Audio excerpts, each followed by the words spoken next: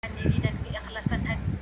Kami tadahkan tangan kami ini, wahai Allah, dengan tangan yang pernah dan banyak melakukan dosa ini, ya Allah. Sudilah kiranya kau ampunkan dosa kami, ya Allah. Ampunkanlah dosa kedua ibu bapa kami, ya Allah. Ampunkanlah dosa pasangan kami, ya Allah. Ampunkanlah dosa anak serta zuriat keturunan kami, ya Allah. Ya Allah, bantu kami untuk kami perbaiki diri kami, ya Allah. Beri kekuatan untuk kami perbaiki ahli keluarga kami, ya Allah.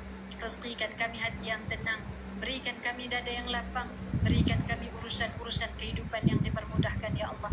Ya Allah, rezekikan kami keringanan badan untuk kami solat di awal waktu, ya Allah. Ringankan badan kami untuk kami bangun bertahajud, menghimpun kekuatan daripada-Mu, wahai Allah. Rezekikan kami kelapangan masa untuk kami membaca Al-Quran di sepanjang hayat kami, ya Allah.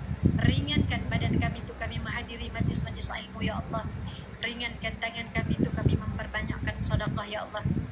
Ya Allah, andai ada dalam kalangan kami ini yang diuji dengan kesakitan, ya Allah, maka berikanlah kesembuhan. Andai ada dalam kalangan kami ini yang sedang diuji dengan musibah, maka berikanlah kesembuhan. Andai ada dalam kalangan kami diuji dengan kekurangan, ya Allah, maka berikanlah kesabaran. Dan andai ada dalam kalangan kami ini yang sedang diuji dengan kebuntuan, maka tunjukkanlah jalan keluar, ya Allah.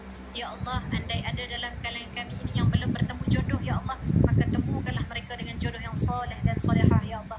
Andai ada dalam kalangan kami ini yang belum dikurniakan zuriat, ya Allah, maka berikanlah mereka waris-waris yang soleh dan solehah, ya Allah. Andai ada dalam kalangan kami ini yang sedang berjuang dengan rumah tangganya, ya Allah, berantakan keluarganya, ya Allah, yang sedang kucar-kacir hati mereka, ya Allah, maka pertautkanlah hubungan mereka sekeluarga, ya Allah. Binalah cinta dalam diri mereka, ya Allah, sehingga ke syurga, ya Allah. Ya Allah, dengan keagungan-Mu, ya Allah, dengan kekuatan-Mu, ya Allah, dengan kekuasaan-Mu, ya Allah, kami mohon kepada-Mu, ya Allah. Bantu kami untuk kami teruskan kehidupan kami, ya Allah. Bantu kami di atas kekurangan kami, ya Allah.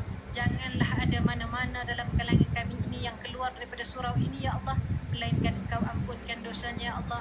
Jangan ada mana-mana dalam kalangan kami ini, ya Allah, yang kakinya melangkah keluar, melainkan Engkau limpahkan dengan keberkatan, ya Allah. Masukkanlah ke dalam keluarga mereka ketenangan dan kebahagiaan, ya Allah.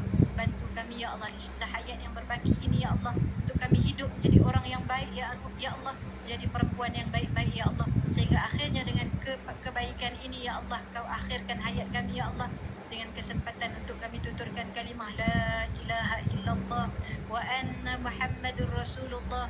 Janganlah, ya Allah, Kau adil kami semasa atau sesudah kematian kami, ya Allah.